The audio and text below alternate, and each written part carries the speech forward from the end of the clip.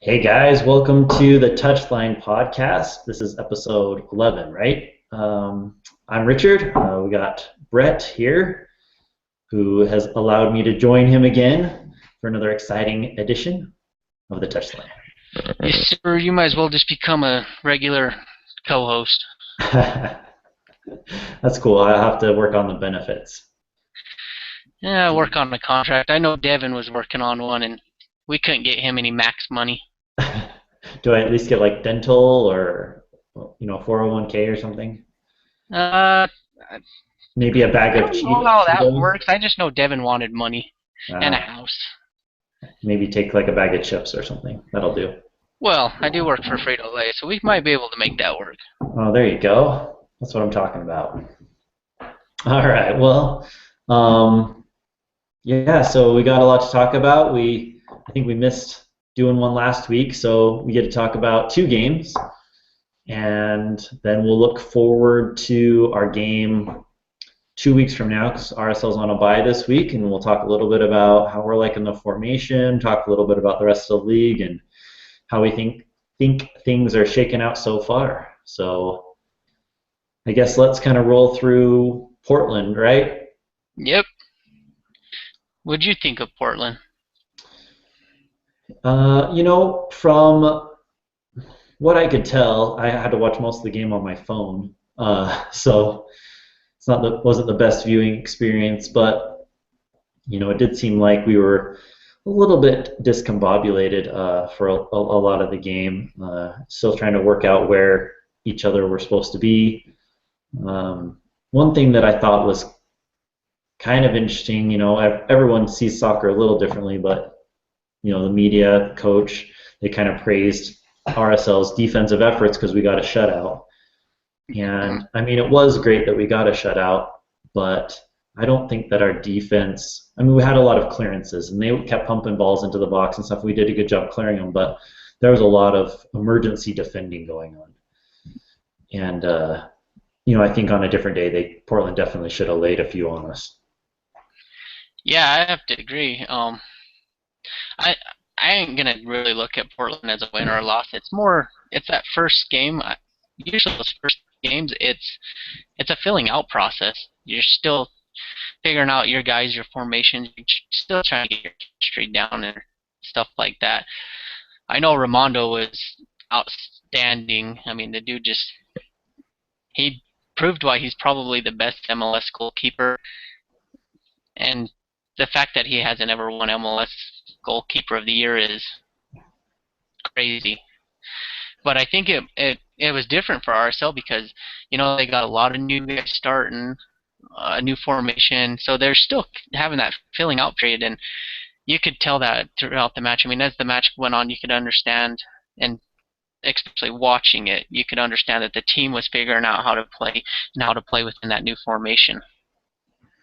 Yeah, I mean, it seems to me like the forwards, Jaime, Sabo, Garcia, they seem to understand where they're supposed to be a lot of the time. I think they could probably be a little wider sometimes.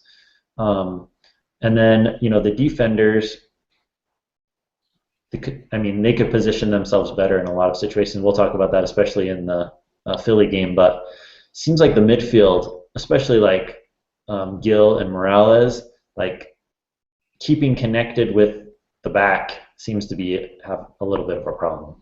Yeah, and that's something that you totally understood watching that Portland game, is this entire team, including the forwards, are committed to the defense. Yeah.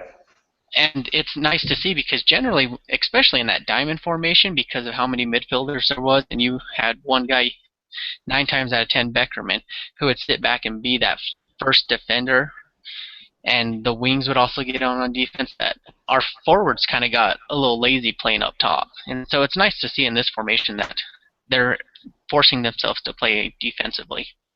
Yeah, Garcia and Jaime definitely seem to be willing to track back, which is necessary, and uh,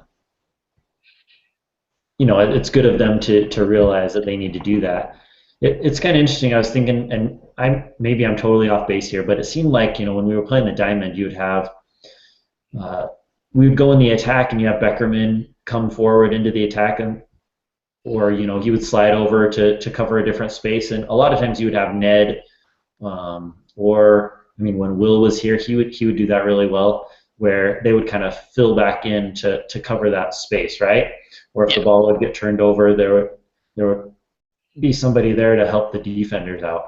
Where it seems like there's been a lot of times early in the season where that hasn't been the case. We've turned it over, and uh, everybody's looking for buckets to start bailing water. Yeah. And I think that's the huge thing that especially this team's going to be preaching this year is defense, because I think it kind of showed last year, especially in the playoffs, that big loss we took to LA to end the year, that defense was lacking that game. And so it's nice to see that that's the focus this year, is it's on defense. Maybe not, we're not out to outscore you, but we're going to make sure you don't outscore us. Yeah, well, I don't know. So far, I'm not seeing. I mean, people are trying. They'll track back when um, the other team establishes possession, but it seems like we're even more open to counterattacks than we were before. We're having a hard time, it seems like, in that transition period, even though I think we have more team speed overall than we did before. Yeah. I think one thing I really do like about this formation, though, and I saw a lot in the Philly game, is Garcia would get back to play defense, and he'd be back with our defensive line, but the minute that somebody got the ball, they instantly looked for him, and as soon as he got the ball at his feet, knowing how fast Garcia is, he was, in the midfield with it before they could figure out what was going on. And I think a speedster like that actually helped out in that aspect. Yeah. But I know one thing I don't like about this formation is it kind of seems like we lose possession in the midfield a lot. Do you think that's because people don't understand where each other are supposed to be, or they're still so used to where the players used to be, so they're passing it into those spaces and the guys aren't there anymore? I think that has to do a lot with it, is these guys are still trying to figure it out. But I'm wondering if maybe because we're adding a third attacker, we're kind of sacrificing a guy like a Luke Mulholland there in the middle, who's more a possession-based guy and who will take care of the ball and not get sloppy with passes. Yeah, I think too, with the way this formation, I'm picturing it working is, before we were super narrow, right, with the diamond, and we relied on Beltran and Wingert to, get out wide. I mean, Morales would sometimes get out there wide, but that was about it, right? And now you got two guys who should have their heels on the sideline all the time, pretty much. So, that kind of leaves holes elsewhere on the field, right?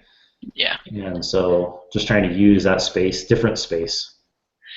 Yeah, and an idea I was playing with today is I was wondering maybe if we go back to using Garcia as that 60th minute sub, especially with the altitude and teams are starting to wear down, then we bring in that speedster and maybe put Gil up top to play with those strikers, and he can kind of be their playmaker up there, and bringing in Luke to help maintain that midfield. And another part of me is wondering maybe if that's just that role that, it wasn't that sexy soccer player that we all like and everything, but now that he's gone, I'm wondering if Ned Grabavoy had a lot more to do with that midfield than we all wanted to admit.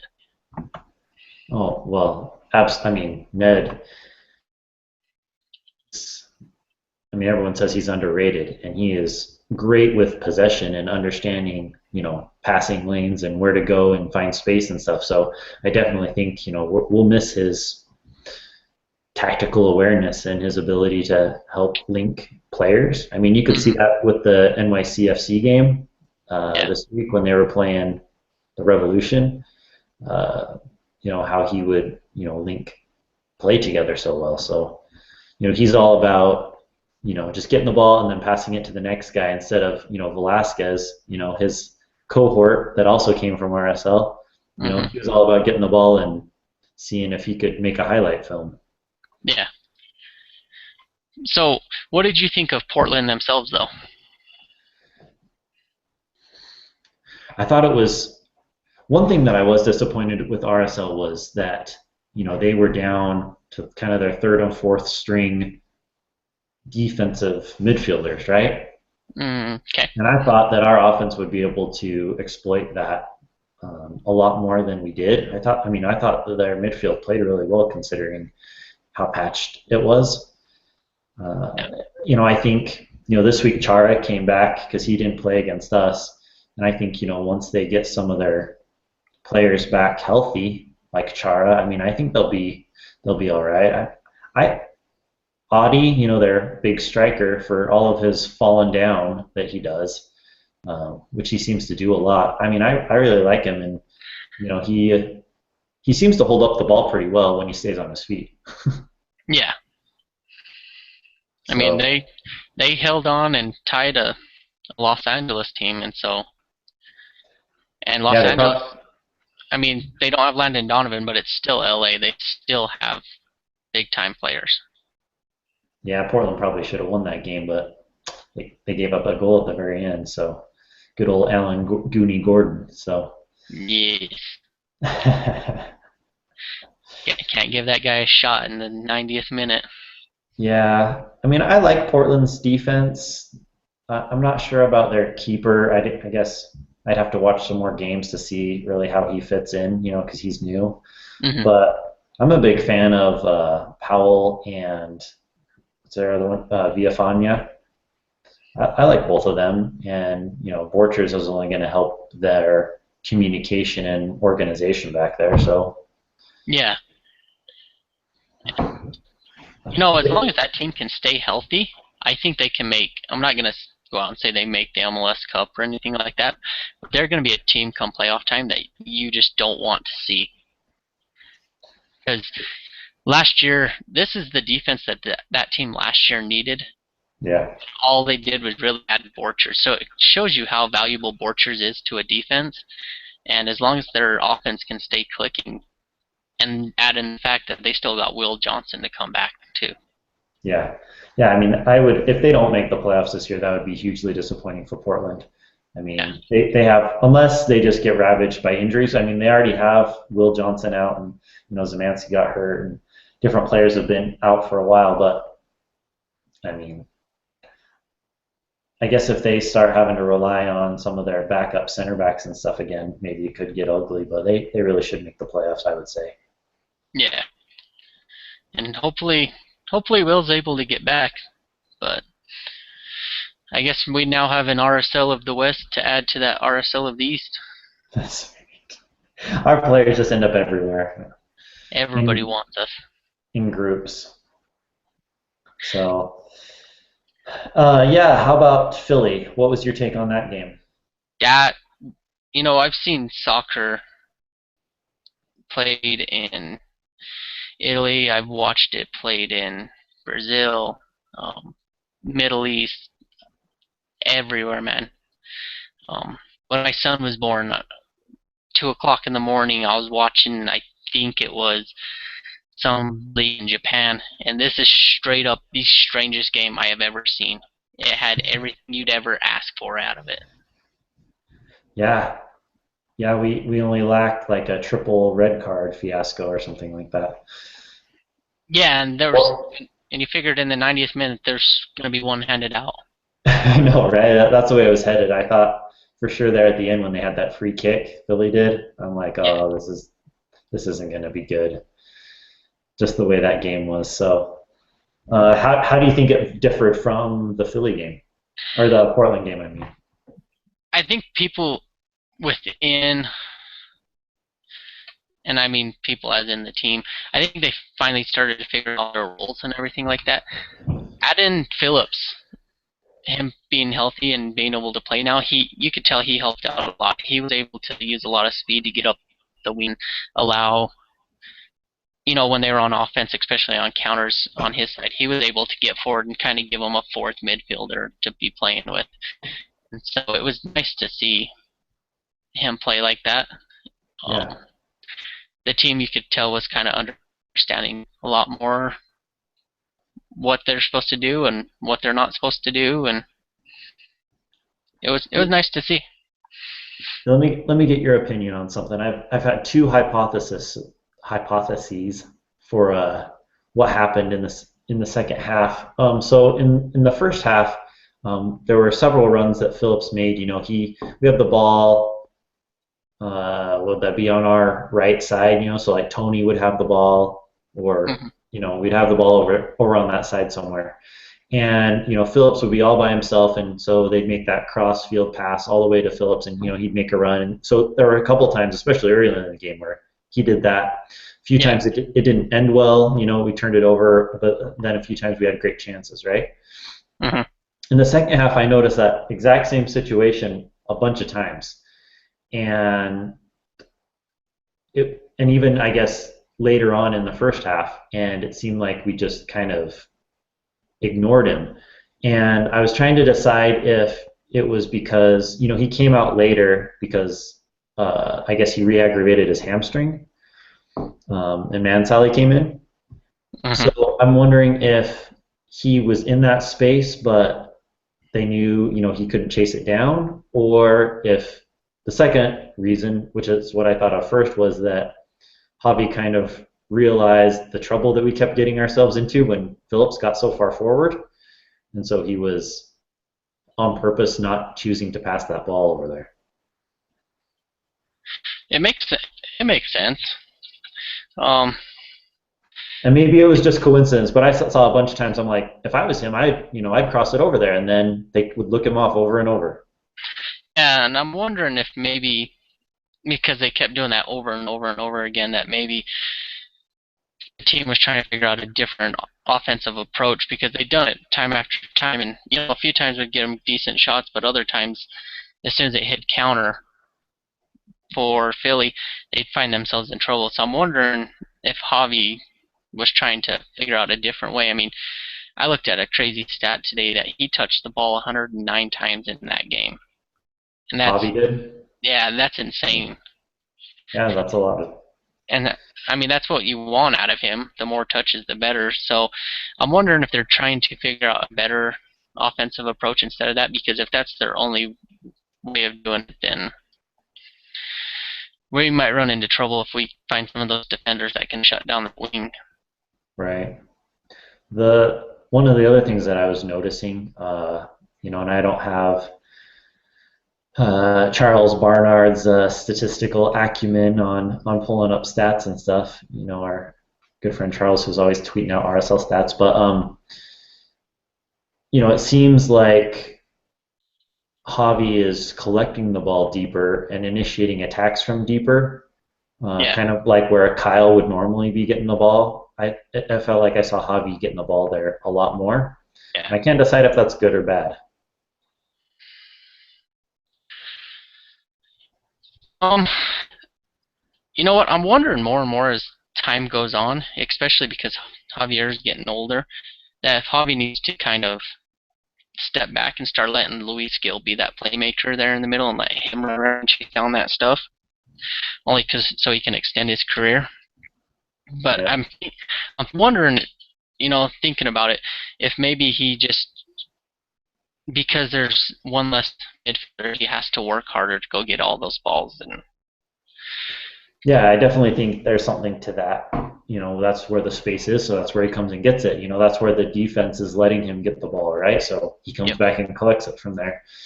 I guess we'll see as the next few games go along, how how it progresses because I mean you still have, if Gill is higher up and then you have the three forwards, I mean you still have enough numbers up there for him to pass to.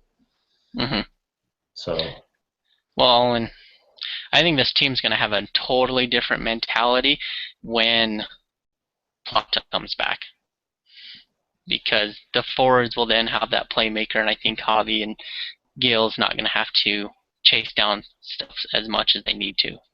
yeah, yeah. And plus, I don't think we'll run the 4-3-3. I mean, I think that's going to be our primary ones, but I wouldn't be surprised if you see him a few games a year break out the diamond again. I wonder. Yeah, and I'm trying to think tactically how this would work, but instead of having the 4-3-3 with like Jaime and Plata or Garcia out wide, if you would bring Sabo and Jaime more central, like a 4-4-2, right? So Hmm. they're both kind of central, and then have say Gil and Plata. I don't know, work it out so it's not quite a midfield diamond, more like you know have Plata kind of maybe Plata and Gil kind of more out towards the sides, and then have Javi in the middle, and then Beckerman is behind them somehow. Maybe like a 4-1-3-2, or I don't even know if that formation will work out. Yeah. But I don't know. It just seems I'd like to see Sabo and Jaime together work as a pair. I think that'd be interesting. Yeah. I'm wondering if RSL's kind of hit this point now where they have too many strikers, and because of how much they've paid for them, they got to justify playing them all. I mean, I don't think that's necessarily the case.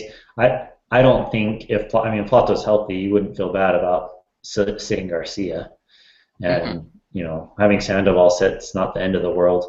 But if we have all three of those guys healthy, then yeah, I definitely think there's probably pressure to play all three of those because I mean, you paid big money for two of them, and Plata is your up and coming wonder kid. So Yeah.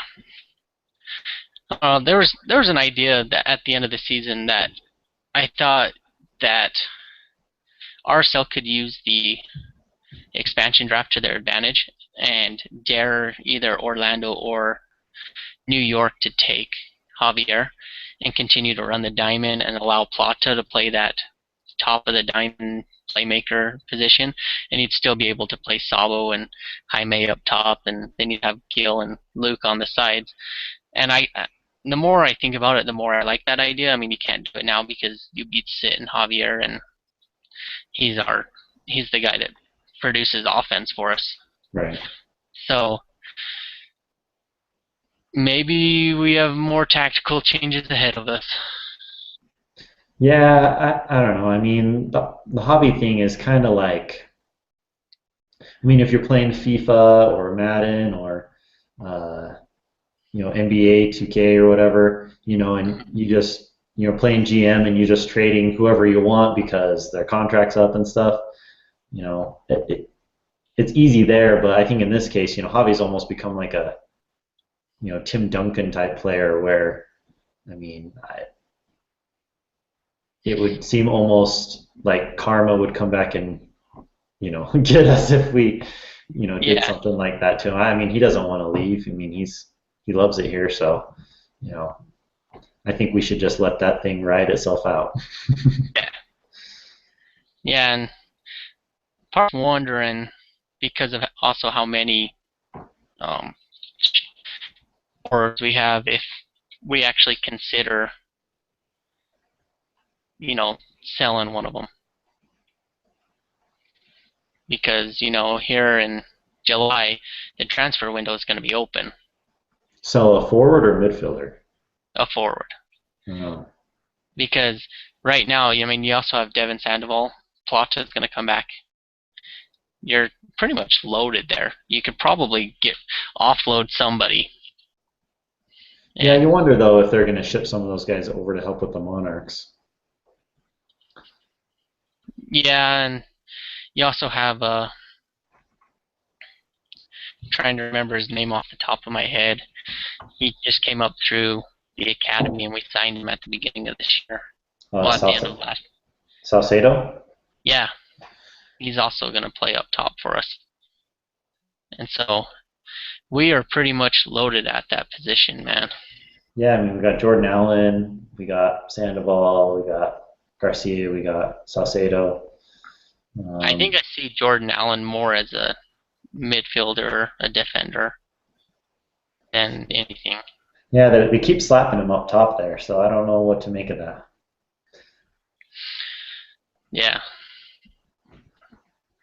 looking at our midfield after Beckerman, Gill, Morales, and Mulholland, You got like a Jordan Allen, a John Sturzer. So not saying the talent dips off there, but it's not starting for your national team talent.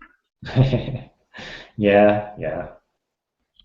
So, but something crazy that I found today actually on Garcia is um when he came over he, and we bought him, he had 47 appearances in a 2 year for his team that he came from, and in those 47 appearances he had 7 goals, and so far he's played in 49 matches for us and has 8. So I think we're seeing exactly who he is.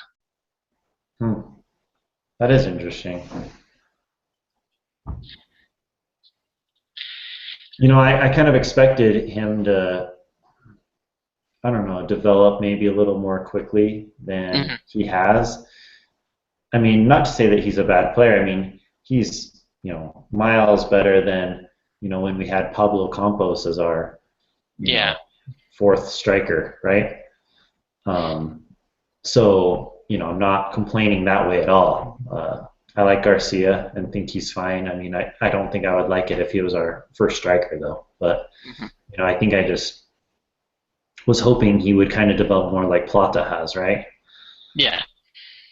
Which, Plata might go down as one of the biggest steals in MLS history.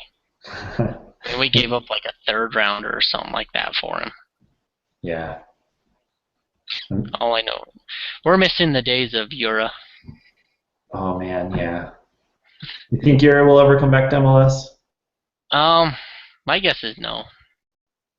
Every now and again you hear a rumor about it, but I doubt that. I don't. I mean, you'd think that he'd be able to stay over there at this point. Yeah, and the beauty of it all, I mean, it's a really screwy, loopy MLS style rule. But if he comes back, the last team that had him under contract still owns his rights. If he decides to come back to MLS, he's ours. Yeah, I'm sure though. If he came back in a couple of years, I'm sure it would be like kind of like when we traded back for Robbie Finley. Somebody would give us 50 grand or 100 grand or something, and you know we trade him the rights just you know because that's how MLS seems to do things. So Yeah, or we trade him to Toronto. I mean, but he's killing it in Russia right now. I mean, he's made 44 appearances and has 21 goals. Dude's just killing it. yeah, yeah. It would have been nice if he would have played for the U.S. instead of playing for Armenia. But Yeah, what do you do? yeah. But speaking of Toronto, they're the next team up. All What do you right. think? Well, actually, before we get to Toronto, in the Philly game, it was pretty funny that first goal that Javi had. Hmm. So my season tickets are behind the north goal, Okay. and so the ball came pretty much right at me, right? And where that kick was, right on the edge of the box, I was turned to my friends and I said, these are those free kicks that you see players try to make all the time, and it never works. They're way too close, right? Yeah. So I'm like, you know, this is just going to be a waste because you can't make it from there. And what does he do?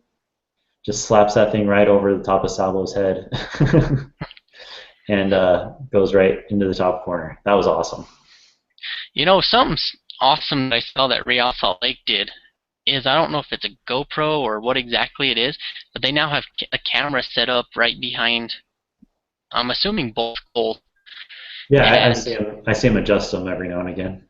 yeah, and every time there's a goal scored, they post it as a Vine on their Twitter page, and so you're seeing these goals being scored right behind. So you see what the goalie sees, and it's awesome, and you can see it in that Javi one. I mean, he sneaks it in there between everybody, and just keeper doesn't even have a chance.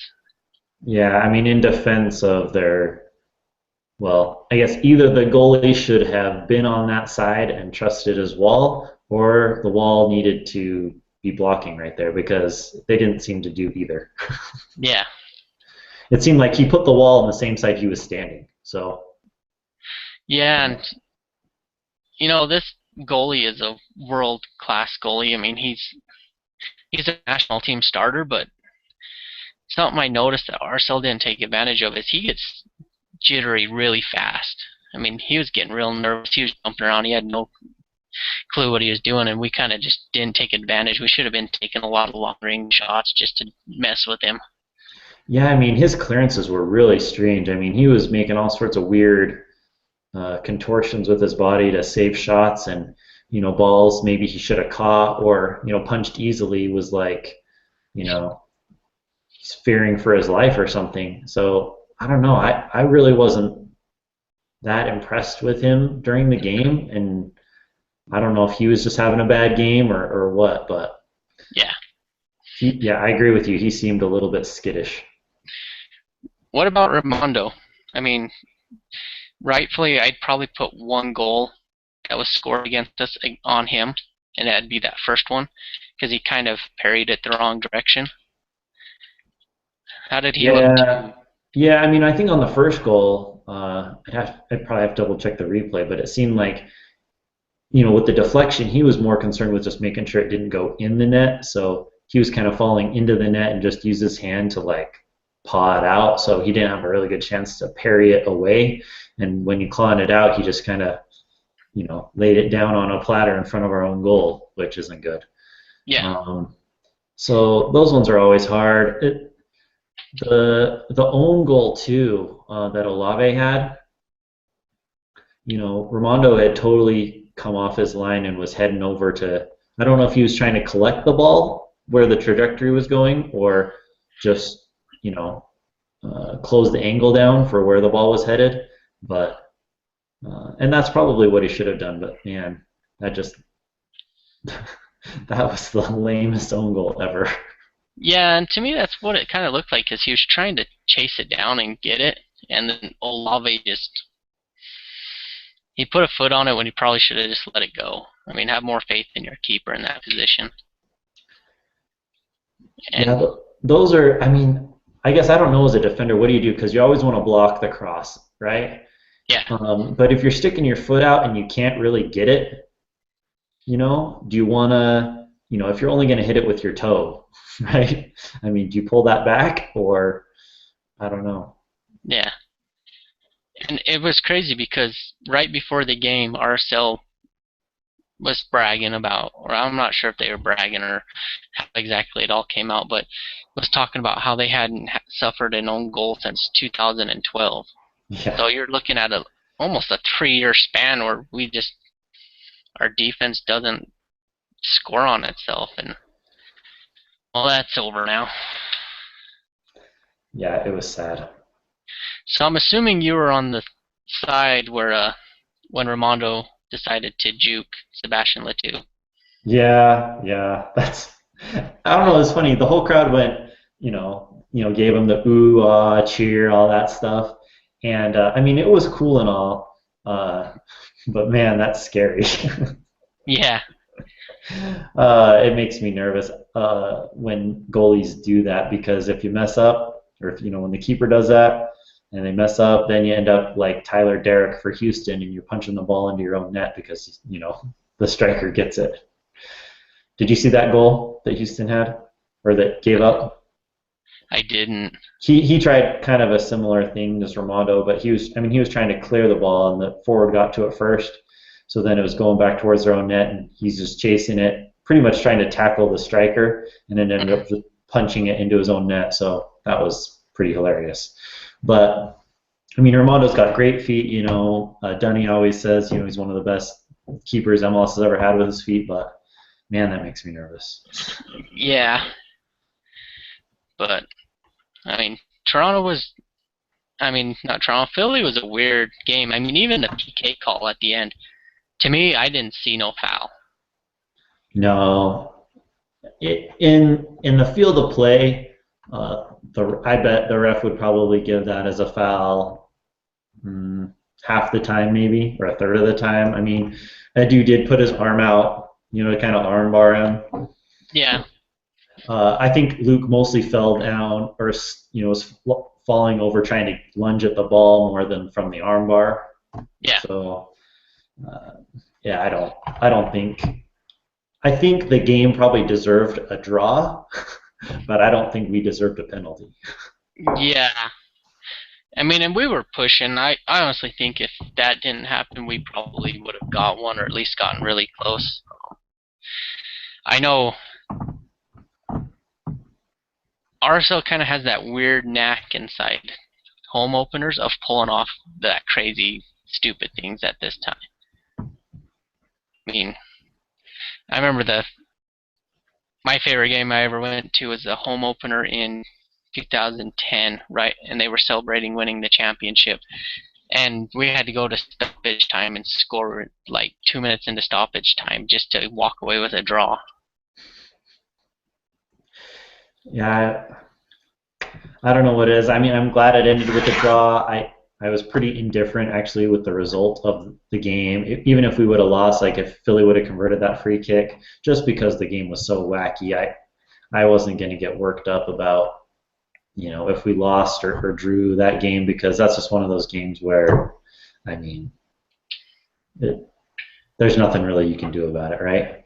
Yeah, yeah. And, I mean, there's games at the end of the year, and you'll look back and be like, man, we should have won that one. And this is one of them we'll definitely look back and be like, we should have lost. Probably. Just with the crazy. I mean, it's not like the Philly game last year in Philly, right? Do you remember that one when Yeah. we had it won and then Adu came and scored in stoppage time, I think it was, or the game in New York when Dax McCarty did a diving header in stoppage time for a draw, I think it was, or what Mm-hmm. was the Kansas City game here that made it. I guess that was 2 years ago. Uh, when they went 3 minutes over, and we Yeah. lost. We lost. I mean, it wasn't like one of those games where you're like, man, if we just would have done this one little thing, you know, Yeah. we would be hosting MLS Cup. It wasn't like that. That's just one of. This is a game where you just say, whatever. And wasn't that like year that the MLS actually had to come out and tell everybody the like added on time is suggested if it's really up to whoever, and just Yeah, because that I remember after that game, I saw a couple people on Twitter like say they went back and timed, stoppage time, and because Javi did this, and ball went out of play for this and this and this and this, you could justify going 7 minutes instead of four, and yeah, then every other game I watched the whole year, I don't think I saw another game. I mean, it might go like a minute over, and yeah. just was comical, And but that's neither here nor there. it's still a joke today. I mean, when they're yeah, especially on Twitter, it's 3 minutes stoppage times, and everybody's like, well, maybe. It's kind of like we're going to Fergie time, right, from Man U days. Yep. So however long it takes to score a goal, and then the game will be over. Yes, sir. So anyway, we can talk about Toronto now. How about that? Yeah, let's talk Toronto. All right. So bye week this week, so no games, which is kind of crazy. Third Mm-hmm. week of the season. Toronto, they played Chicago last week, and that game was a little bit weird for them. They lost the game after I think they crushed Vancouver the first week, if I remember right. Yes. I think they won 3-0, and then last week they lost to Chicago 2-0, and they got a silly red card. Uh, that was one Morrow, Justin Morrow, is that his name? Jordan Morrow. Mm-hmm. No, Justin Morrow. That's right, Justin Morrow. Anyway, he got a red card for denying a goal scoring opportunity when he slid and got the ball, and it's not a red card. So I'd actually be kind of surprised if that appeal doesn't stand. Like they said they were going to appeal it, so I'd be surprised if the league didn't Yeah, I mean, reverse that. to me, it looks like he's playing the ball, and that's the whole key of it. Is if you can get to the ball before you get to the man, then they're not 9 times out of 10 not going to call anything. So I kind of think they kind of got the short end of the stick there, but you got to give it to Columbus, especially after that. Oh, it's Columbus, not Chicago. Sorry, you're right. Sorry, As my soon as bad, Columbus, Columbus. as soon as Columbus realized what was going on, they just pounced on Toronto, and it was good to see them do something like that. Did both their goals happen after the red card? Do you know? Yes, they did. The second one did for sure. I can't remember if the first one did. Did it? Yeah. Okay. So Toronto, they're the big flashy new toy, but and them and the two expansion teams, but they brought in um, Josie Altidore. They brought in the dude from Italy, Sebastian Giovinco. Javinko, who's what 5'5", a tower of a man compared to Plata, right? Yeah. um, 5'4". 5'4". Ooh, 2 inches on Plata. And he's supposed to be, from the little bits I've seen of him play, he seems very skillful on the ball and Hmm. should prove to be difficult to contend with. Uh, I think it's silly that Toronto paid that much money for, or brought Josie back to pay him that much money. Hmm. Uh, I don't think Josie is worth that much at this point. Um, he's not a bad striker, just not like millions of dollars worth of DP striker. Yeah. I like, this team. They're they're spending a lot of money, but their defense is very, very suspect. Um, which is kind of fun to watch. And so I think the key with Toronto is as long as you can attack them, they're gonna buckle and they're gonna fold. Um, Yeah. Do you think we'll get a chance to see our buddy Robbie Finley?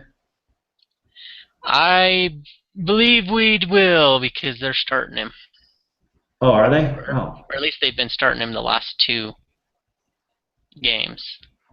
okay. They've been playing him up top with Josie, unless they want to give Luke Moore a start.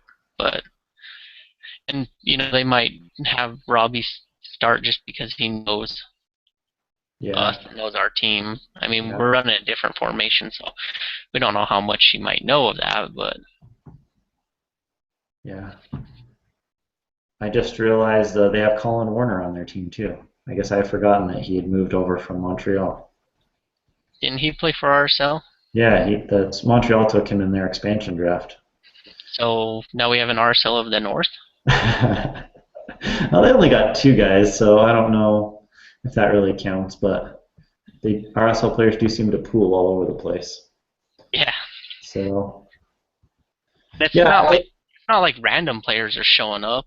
It's like guys that actually started for us and contributed. yeah, right. So it'll be interesting to see how Toronto, does here. I remember last season, that was supposed to be the big game of the year with Bradley coming to town, and it was supposed to be, a title weight fight, and we just hammered them. And I don't think that it will be the case this time since we're still working out bugs ourselves, but it'll be interesting to see how their high power, quote unquote, high powered team with all their money, stacks up with us. Yeah, I mean, if I remember right, last year we had the PK and then Gil scored, and I think we just started getting under the skin of like Defoe and Bradley and stuff like that. That we just kept thrashing on them, and Yeah, last year they kept trying ball after ball after ball over the top to Defoe, and they yeah. came close a couple times, but they never connected on him, and that was pretty much their whole strategy. It seemed like, Hmm. and I guess it will be curious to see how they try to attack us this time. I would hope that Schuler and Olavi should be able to deal with Altidore pretty easily.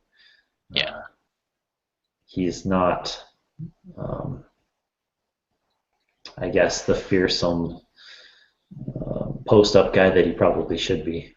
Yeah. But from a person like a United States standpoint, it's nice to see Bradley and Josie Altidore getting to play together because I think for our Yeah. national team that's going to do wonders if they already have that chemistry going into the camps and games. No, no doubt. I mean, I'm super glad that he's out of that Sunderland situation because that was clearly not working out for him. Mm-hmm. for whatever reason. And I'm glad he's playing back in the U.S. I just hope that he doesn't have a good game when we play him. Yeah. And there's a lot of teams that I like it when they actually bring in a lot of our guys together, especially the younger guys like down in Club Tijuana, how they have Joe Corona and Paul Ariola playing together. And so they have that chemistry when they come into the camps. And so as much as Klinsmann hates it, I think it's best for the national team to have Josie and Bradley together. Yeah, I mean, I think it would only help unless they decide that they hate each other. But I don't imagine that'll happen. So it'll only help, the U.S. when they play together in the future. Yeah. So, trying to think. Had something else I was going to say about Josie, and then it totally just slipped my brain. I hate it when that happens. Josie's Josie. Josie is Josie. Yeah, I don't want it to come across like I'm hating on Josie. Like, I think he's a terrible player. But, yeah. I just hope he doesn't play well in this game. So, something that was kind of interesting that I read on Twitter the other day from Real Salt Lake, the Twitter account over there, was, this next game is going to be on a Sunday, and then we have two more that are on Sundays in June, I believe. And they were saying that originally they had us scheduled for 7 home Sunday games, and then they talked them down to 3. And I thought that was kind of an interesting thing. I guess the national, the broadcast partners and stuff, they like showing Rio Tinto, and they have those allotted time slots on Sundays now. Yep. So they wanted to show us more, and I guess we'll have to see how these home games are going to go being on Sundays. But I hope they don't start making them all on Sundays all the time. No, I don't think they will, but it's actually nice to be on Sundays every once in a while, because this TV deal that they signed is perfect. I mean, if you think about it, you have MLS soccer starting on Friday night and going until Sunday afternoon, and so you have like 3 days straight of pure MLS soccer, just building the sport here in America. And right now, you'll have the NCAA tournament winding down and ending. The NBA playoffs will soon hit, and as soon as it dies down, it's going to be pretty much soccer and baseball. And I know baseball kind of gets monotonous and drags on because you're seeing teams play 5-6 games a week. Yeah. And so them taking over the weekends, especially with the NFL and college football not going on right now, is smart. And so anytime they want to put us on national TV, I say go for it. Yeah, I mean, I just hope it doesn't. I hope the stadium doesn't look empty, I guess. I don't think it will. I mean, I think it's one thing for RSL or the Jazz or whoever to sell playoff games and stuff, but I'm curious to see what just a regular season, especially the beginning of the season where it doesn't really matter. Mm-hmm. How many fans turn out for it. Yeah. I mean, to me, I think we're going to do pretty good because, what was it, 2 years ago we had a Sunday playoff game, and that place was packed. And so Yeah. I think people are, not to hate on the Jazz or anything like that. RSL's kind of that team right now that's your title contender for the state. Yeah. Though, I think a lot of people would justify, the people that don't want to go to things on Sunday, they, try to rationalize a playoff game where I don't know if they would rationalize a regular season game. So we'll see. Yeah, just call it family home evening a day early or something. That's right. I might justify it. Bring the kids. Yes. Maybe if we get someone to say a prayer before the game, then it'll be okay. Teach them the sport. Love their neighbor. The Church of RSL. That's right. So speaking of playoffs, do you think RSL is a playoff team this early in the season?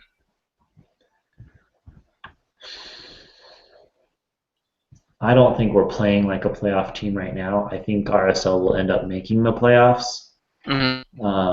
But I mean, I think we have a lot of room to improve. I think, Seattle and LA and FC Dallas are probably locks for 3 of the 6 spots. Hmm. I think you get RSL, Portland, San Jose, Kansas City. I don't have a lot of faith in Houston or Colorado. Yeah, for sure not Colorado. Hopefully they don't make me eat my words, but Yeah, and they sold a player today, Shorn Brown. oh yeah, They sent him to Norway, so that team they're a little weaker right now. yeah, that's kind of a weird deal, right? Yeah, To send him somewhere in March. yeah, and I think from the sounds of it, his agent wanted him to be in Europe so he could be getting better looks from European clubs. Oh, of course, his agent would want that. Yeah, more money, more problems. Yeah, we'll see if he follows, the Breck Shea path and waddles his way back here eventually. Hmm. But Yeah, I mean, what do you think? Do you think RSL will make the playoffs? Do you think they're a playoff team? I think right now, right now they wouldn't be in the playoffs. I think at the end of the year they will. Um, Seattle and LA look too good. FC Dallas, I'm still a little unsure of because like last year, Vancouver started 5-0, and we all Yeah, saw how they ended up. So I'm still not sold on Dallas, but I know LA and Seattle will be there, and I know Portland's going to be there, and I think we're going to be fighting for that 4th through 6th seed with everybody else. And I think Colorado's more than likely going to be at the bottom. I mean, it's going to be there. The only thing that's scary is Gerard's joining LA, and if they can be outstanding now the way they're doing, imagine them with Gerard there. yeah. Though the thing going for us is most of the time people joining mid-season don't really come in and have a big impact. So Mm-hmm. Dempsey wasn't really that stellar for Seattle his first 6 months. So we'll have that going for us at least for a little while, and then we'll see how Gerard's legs hold up, I guess. Yeah. But So, what about the Porter Shield? What do you think there? Who do you think walks away with it? oh, Seattle. Think I, Seattle walks away?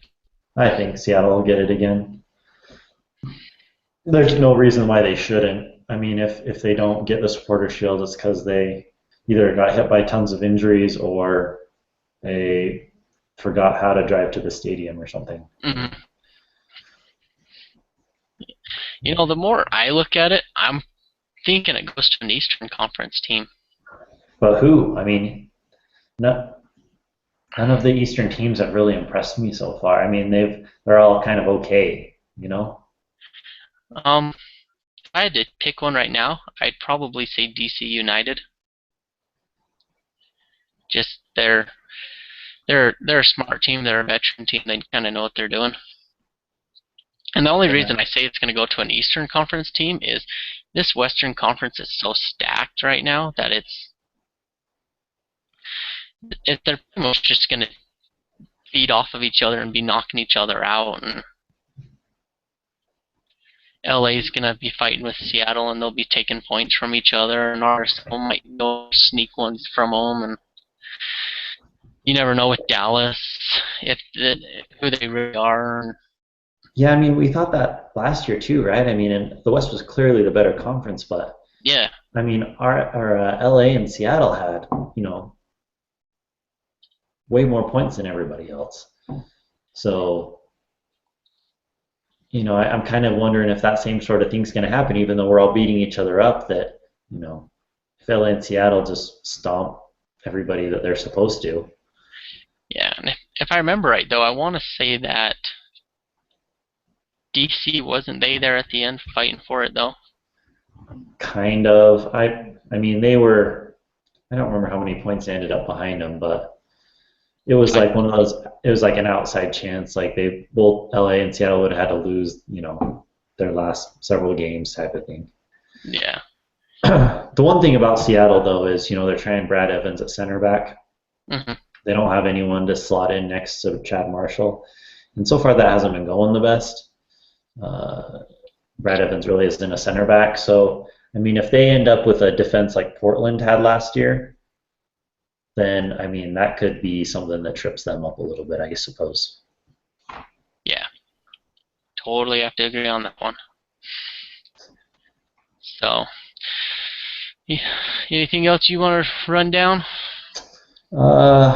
No, just be interesting to, or I'm excited to watch us play Toronto and see how this 4-3-3 continues to evolve, and as our players get used to it. Hopefully, Phillips, I guess he re-injured that hamstring, so hope that gets better. They don't, I guess they won't rush him back this time, but I imagine we'll see Mansally with the starting lineup again. Mm-hmm.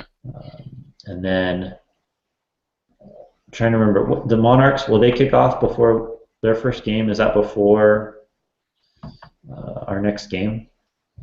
Or do they not? They don't start till April, is that right? Let me look it up real fast. I want to say they kick off this weekend. But I want to say they might be on the road. I should know when their first home game is, and I'm not drawing a blank.